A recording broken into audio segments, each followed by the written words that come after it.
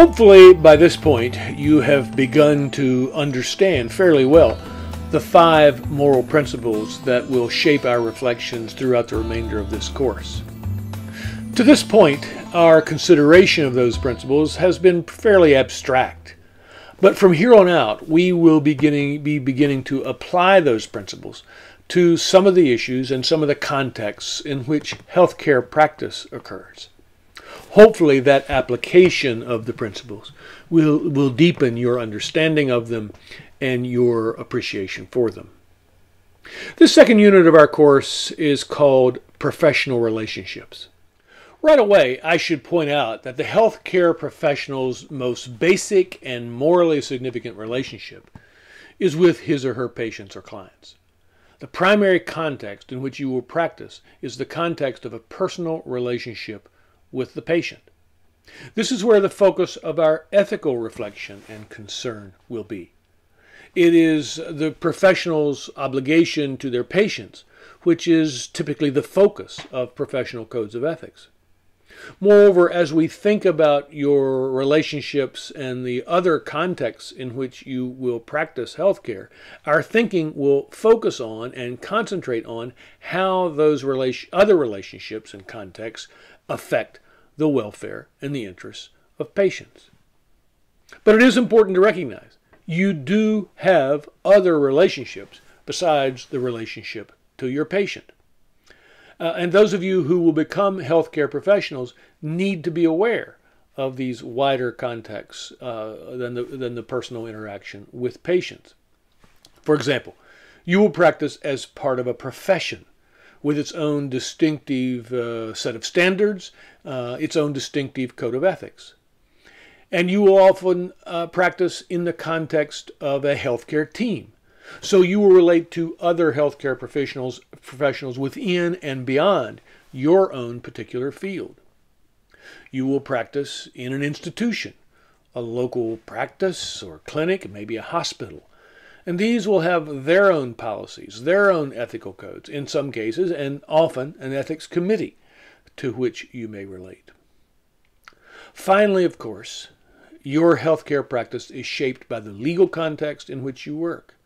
Your work will be shaped by the local, state, and federal laws, which both limit and direct how you practice your craft.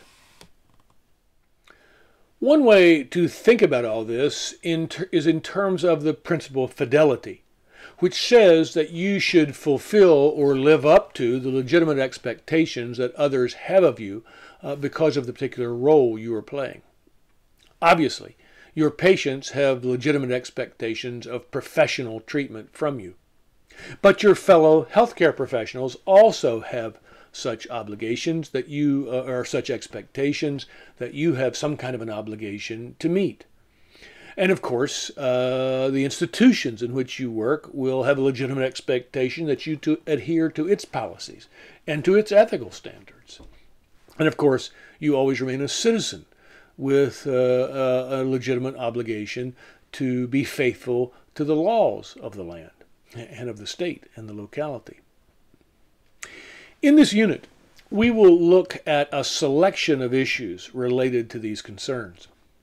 First, we will consider some of the most basic and fundamental dimensions of your obligation to patients. First will be your obligation not to deceive them, but rather to tell them the truth and to secure their informed consent to the treatment that you will give them. We will look at the basis of your obligations to respect their privacy and to maintain the confidentiality of the information you learn about your patients because of your relationship. And by the way, the limits to those obligations of confidentiality. We have mentioned that you will practice as part of a healthcare team.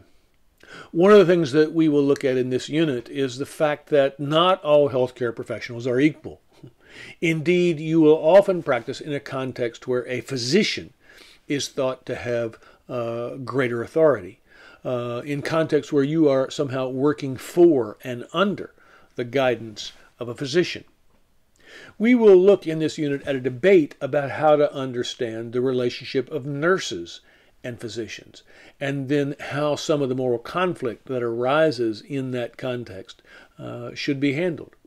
Of course, that discussion is relevant beyond simply the nursing profession, but to other so-called allied health professions. I have said that you have a duty to obey the law. But what are you supposed to do when the law requires you to do something you believe to be seriously morally problematic for some other reason? We'll look at a situation in which many or some pro-life pharmacists refuse to write prescriptions for so-called morning after pills. Are they right to obey their religious beliefs rather than the law? And should the law and should institutions try to accommodate their conscientious objection to writing such prescriptions? We'll look at that issue in some detail. Finally, we'll consider the role of hospital ethics committees and how you might relate to such committees as a healthcare professional. We'll look particularly at hospital-based ethics committees and an ethics committee in a senior living center. Well, it should be a fun unit, and it should helpfully introduce you to some of the important moral issues you'll face in healthcare practice.